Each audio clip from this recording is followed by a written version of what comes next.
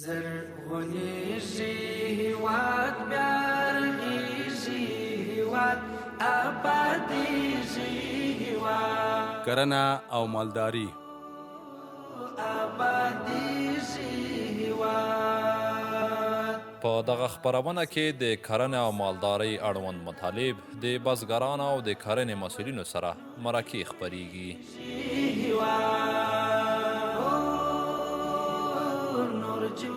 دغه خپرونه هر یک شنبه ماسپښین 2:30 بجې د میدان وردګو ملي رادیو څخه مه هېروئ.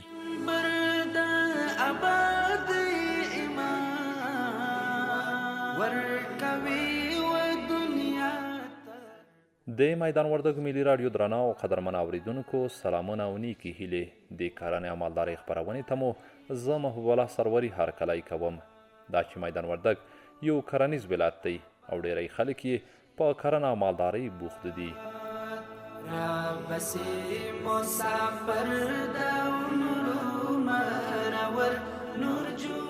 مڼې زموږ مشهوره میوه چې د دغه ولایت په ټولو سیمو کې په پراخه پیمانه کرل کیږي او د خلکو یوه لویه عایداتي سرچینه ده. د نن خپرونه مو هم د مڼو حاصلاتو ساتنې او د پلورلو برخې ته ځانګړې کړې ده. هیله ده د خپرونې تر پایه راسره ملتیا وکړئ.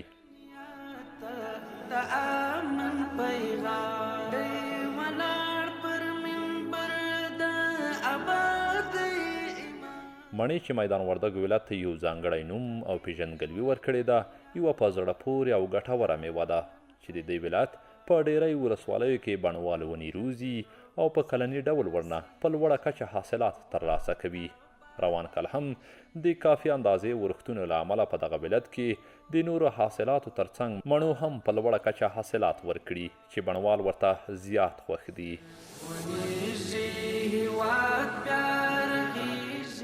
فاروق د جرلیز ولسوالۍ د زیولاتو کلي یو تن بڼوال دی. وایي په میدان وردګ ولایت کې د مڼو بېلابېل ډولونه کرل کیږي چې په لوړه کچه حاصلات ورکوي. ډول مڼې سته دلته دغه مالنګ دي دا اوس یې کوو که نه، بیروتې هم سته، جوپانې هم سته، تی یو قسم ګاجه په نامه دي هغه هم سته، تی نور دغه سپینه مڼه هم سته که نه، زیړه مڼه ورته وایي، بعضې سپینه ورته وایي، دا هم سته. خو حاصل ډېر ده، د دغه ډېر ده، د مالنګ ډېر ده. بیروتې ډېره په وخت په ځان سره مڼه نیسي که نه. دا دریم کال څلورم کال مالنګ نښه ښکاره کوي، مڼه کوي، او بیروتې 5-6 کالو کې هم دا صحیح په بار نه راځي. او حاصل د مالنګ ډېر ده. فروش هم مالنګ لري او بیروتې هم لري، بیا سپینه مڼه دا زیړه د دې فروش به ډېر ده.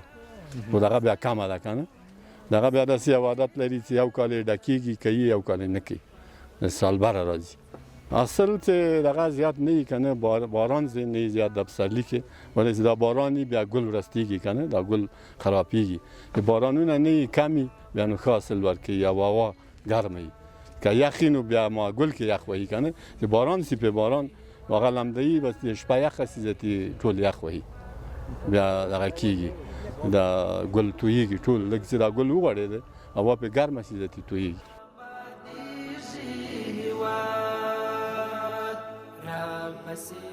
د مڼو حاصلاتو زیاتوالی چې له یو لوري ورته بڼوال خوښ دي، خو د بازارونو نشتون یې له ستونزو سره مخ کړي.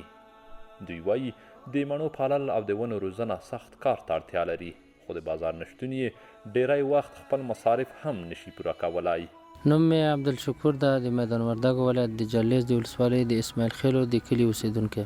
مڼې خو فضل د خدای ده، له نورو کلو نه سږ کال حاصلات زیات شوي دي، او بس نو په ټول دلته کار کوو، او بس د ټول هغه همدغه مڼو ته ده.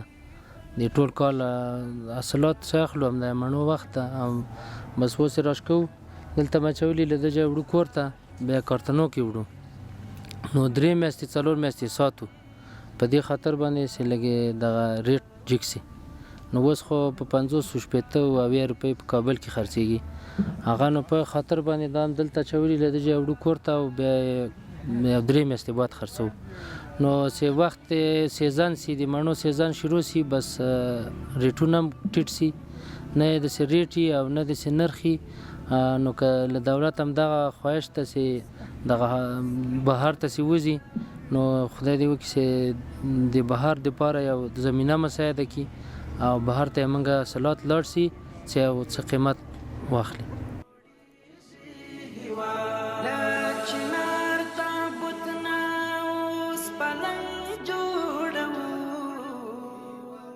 بل لور د دغه ولایت ډیری اوسیدونکي د مڼو د حاصلاتو لپاره لا دودیزو چارو کار اخلي.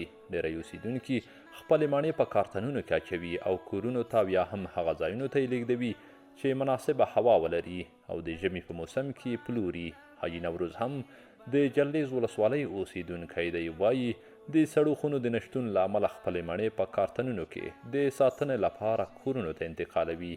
اوس خو اماجي نه مرته جوړ کړي دي، له دې ځایه په کارتن کې اچوو، وړو یې ما خپلو ځایو کې ږدو، نو تقریبا 4 میاشتې 5 میاشتې ساتو، بیا یې چې خرڅوو نو هغه خالي کوو په کارتن کې 2 کیلو وزن کموي، 2 کیلو 3 کیلو رسوالی کوي. نو دا له نشتۍ د هغه د سردخانې چې سردخانې موږ نه لرو چې سردخانو کې واچو. عزیز الله بیا د نرخ ولسوالۍ بڼوال دی. د خپلو مڼو د روزنې او ساتلو په اړه داسې وایي.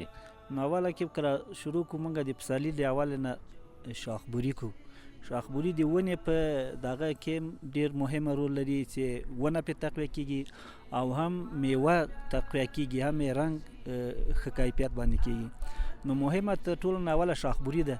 هغه کسان چې 20 کاله او 10 کاله تجربه د کاري ولري په شاخبورۍ کې، نو اول هغه کسان ورته راولو موږ د خپلې ونې په باندې شاخبوري کوو. دوام بیا سلفر ورکوو، یو رقم دوا ده په نام د سلفرو چې هغه د دې ونې ډډ او شاخ دا سالم ساتي دا پوستکی. نو دا دویم دغه ده چې دا په دې ونې په میوو کې هم په ونې ته میوې ته ډېر مفید ده چې یو خو چونجی نه کوي بل شاکرک و دا شیان لري. بیا دویمه دوا یې ده چې هغه د میوې د چونجي دپاره ده او یا شاکرک کوي دغه پاڼې یې غونجېږي. نو دویمه دوا هغه ورکوو چې دغه شاکرک ونه کړي او مڼه چونجی ونه کړي. یا یې د ګل په وخت کې ورکوو چې ګل نه وي خوله خلاصه کړي، او یا چې کوم وخت کې دا ګل یعنی 90% تویې سوی 10% پاتې بیا په دې وخت کې ورکوو.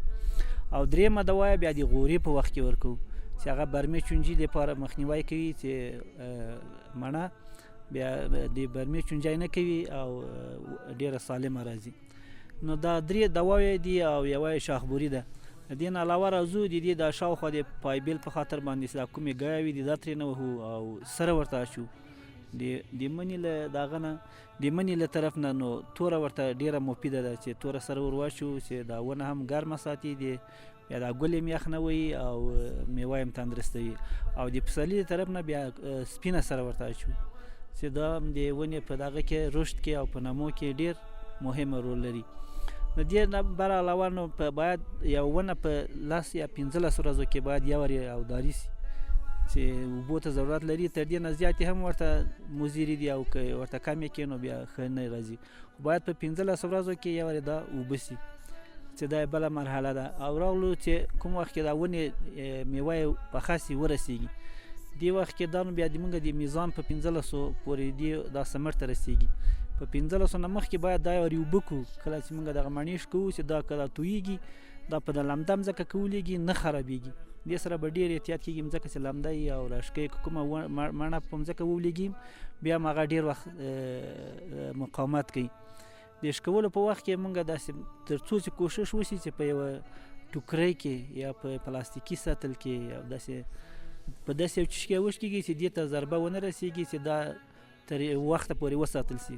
ولې په دې چې موږ خو سردخانې هم نه لرو، د سردخانو کمبود هم ده او دغومره واسي هم نه. نو په دې دپاره چې موږ دې سره احتیاط کوو چې دغه میوه تر وخته وساتل سي. چې کله یې شکوو دې ته موږ د په یوه سوري کې چې هم یخ وي هم سوری وي دا ځای ښه ورته پاکوو چې لږ نم هم ولري، ګیا مایا یې ایسته کوو، داسې منظم دا ځای ورته جوړوو. بیا دوی چې که راوړو یې راشکوو یې نو بیا یو کس داسې ورته منتظر وي چې دا راوړو او واچو دا سمه په ترتیب باندې واچو، داسې دا خره یې ښه جوړه کړو چې خره هم ښه جوړه کړه ونې دغه هم راوښکلې. نو بیا موږ په دې باندې پاڼې اچو. نور شیانو خودونه طریقه موږ څوک وسی نه دي چې مثلا یا رخت ورته واخلي یا سردخانو ته ویسي یا بل دغه ته ویسي. نو په دې باندې موږ وسی چې پاڼې دي د ونو پاڼې راوشکو دا په سر له بنجو خو سره پې واچو چې د مر نه دي ساتنه وسی. نو تر کوم حده چې ګرمي نو دا سوری ساتي، بیا چې کوم وخت کې د ګرمي ختمه سي او یخني راځي نو بیا په دې باندې موږ یا یو ترپال اچو یا یو پلاستیک په باندې کش کوو. نو دا چې په یخ کېږي مثلا د شپې لپاره وخت نه ډېر یخي بیا پلاستیک پې کش کوو. که پوهېږو چې د ورځې ګرمي ده او د شپې یخ ده نو د شپې بیا پلاستیک پې اچو او د ورځې ترې نه ایسته کوو. خو کله نهایي یخ ته چې ورسېږي بیا نو که یو پلاستیک دوه پلاستیک پې کش کوو په دې رقم باندې دا د موږ میوه یعنی تر یو حده پورې تر هغو پورې بازار پیدا کوي. که موږ د وطن خو چې میوه ورسېږي د موږ بازارونه ډېر خراب وي او مصرفونه هم ډېر پې باندې سوي. نو د دې دپاره موږ بیا دا تر یو وخته پورې ساتو چې تر جدې پورې زیاتره وخت تر دل وي تر هوده پورې امکان لري چې هماسې لږ په ترتیب یې واچوي او جوړ یې کړي نو تر هوده پورې په پټي کې موږ ساتو. نو دغه د موږ دغه د مڼو د شروع نه تر اخره پورې دغه ترتیب باندې ساتو. او له دولت نه موږ دا هیله کوو چې موږ ته سردخانې یا بازار پیدا کړي. موږ نه سردخانې لرو او نه داسې مناسب بازار لرو چې د موږ هغه مصارف چې موږ پې کوو له شاخبرۍ نه نیولې تر اوداریو تر پایبیلو تر دواو یعنی هغه مځکه هم پې بنده کړې ده نو چې دغه مصارف ورته پوره کړي. خو بیا هم د موږ دغه مڼې چې دي د دې اصل نظر نور اصلو ته ډېر مفید دي. ولې په دې چې که یوه مځکه یو پټی 2 خرواره غنم کوي نو 10 خرواره مڼې کوي نو بدیل یې ډېر ښه ده له نظر له جوارو له غنمو او له کچالو نه میوې حاصلات ډېر ښه دي. خو چې موږ لږ بازار ورته ولرو او یا سردخانې ورته ولرو چې په خپل معین وخت باندې بازار ته وباسو. د مڼو په ساتنې په برخه کې مثلا تاسو په دې ډول ساتئ په دوی په وزن کې راتلونکی کله تاسو په هوت کې راوباسئ څومره تغییر راغلی وي که نه ښې ساتل شوي یعنې که داسې تغییر راځي څنګه نه راځي کوم وخت کې چې نوې وشکې هغه وخت کې مڼه اوداره وي که نه درنه وي. خو کوم وخت کې چې وخت پې وځي خو ولې په دې چې سردخانې نشته که سردخانه ولرو نو دغه وزن هم دومره نه کموي. خو دا سردخانې نه لرو دا خامخا په آزاد هوا کې پرتې دي یو څه یعنې 10% داسې وزن کموي. د دغه ولایت بڼوال وایي د مڼو د روزنې په وخت کې د میوو د ناروغیو د مخنیوي لپاره د بې کیفیته دواو له استعمال سره ډیری وخت په حاصلاتو کې ستونزې رامنځته کیږي. حاجي نوروز یې په اړه داسې وایي دوا خو تقریبا هم پسرلي کې او بیا وړي کې 2-3 دواوې پې وو خو هره دوا چې د کوم مرض یې هغه 4 دواوې پې ونه وایي 3 دواوې ورکېږي نه فیصدي یې ډېره کمه ده. نه پوهېږم چې دا تجاران غلطي کوي دا دولتونه غلطي کوي فیصدي یې کمه ده. مقصد 3-4-5 دواوې چې په هغه یو مرض ته ور نه کړي په اول دوا باندې مرض نه ورکوي. دنیا ته د امن پیغام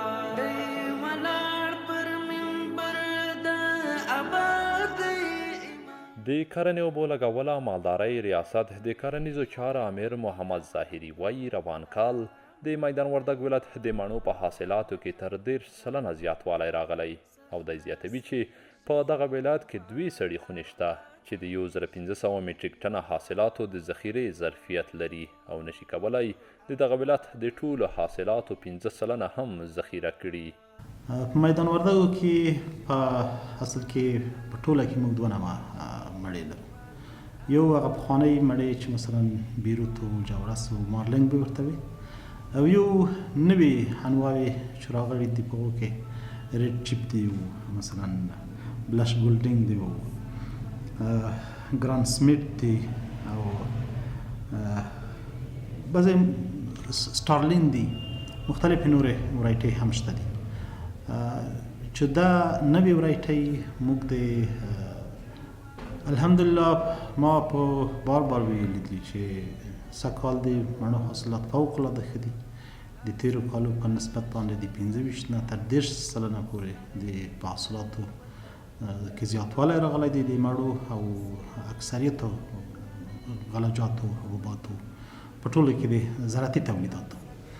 او دوم موضوع چې د نوې ورایټۍ چې موږ معرفي کړي د دې حاصل فوق العاده ښه دی او تر دې نه ښه خبره ده چې ډېر ښه مارکیټ لري. د مارکیټ رنګ او د مارکیټ هغه جذابیت خپل ځان سره لري. خو دا موږ اکثرا په های ډنسټي باغونو کې موږ دا کرلی شو، په روډ سټاکو کې د موږ استفاده کولی شو. دا یو نوې تکنالوژي ده د باغدارۍ په هغه کې د روډ سټاک یا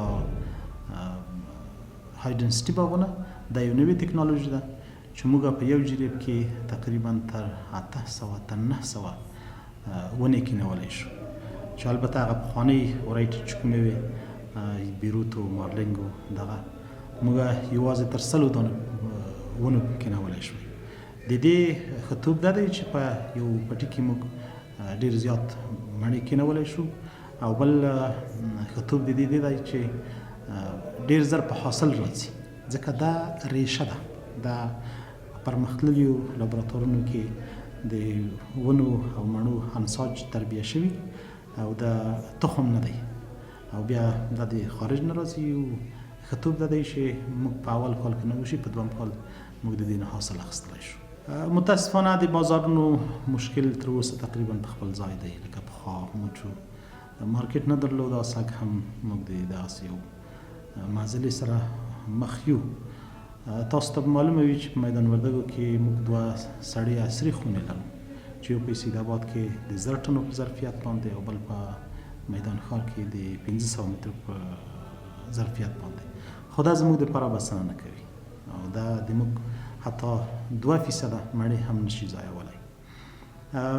په بار مو دا موضوع د مقاماتو سره او د کرنې وزارت سره د نورو ذیدخلو ادارو سره شریکه کړې، او هغوی هم موږ ته د رسیدګۍ او د سړو خونو د عصري سړو خونو د جوړولو وعده راکړې، او هیله من یو چې دغه 2 سړې خونې چې موږ په میدان وردګو کې لرو دغه ته دغه زیات شي، او بالاخره وکولی شي چې د باغدارانو حاصلات پکې ذخیره کړو.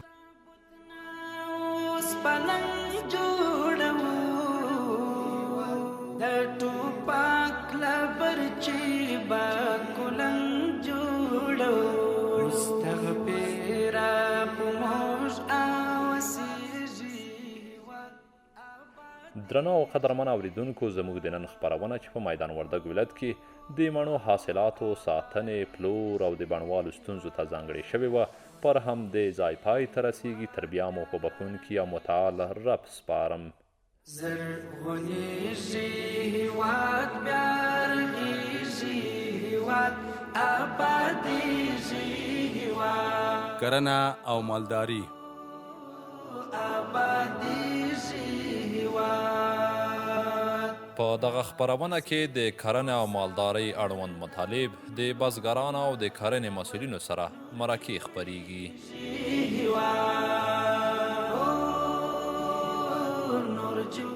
دغه خپرونه هر یک شنبه ماسپښین 2:30 بجې د میدان وردګو ملي رادیو څخه مه هېروئ.